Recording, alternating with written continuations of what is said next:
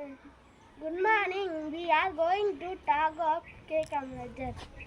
K. Kamarajar was born on 15th July 93 in Virudunagar, Tamil Nadu. Kamarajar's father name was Kumarasamy Nadar and his mother name was Sivagami Ammal. His full name was Kumarasamy Kamarajar. I love my country. Kamarajar is inspiration to everyone.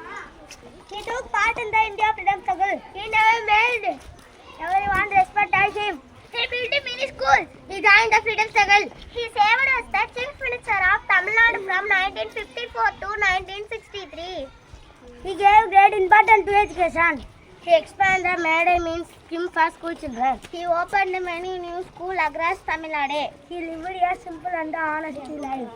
He was popularly known as kingmaker in Indian politics. He was awarded in posthumously in 1976. Thank you.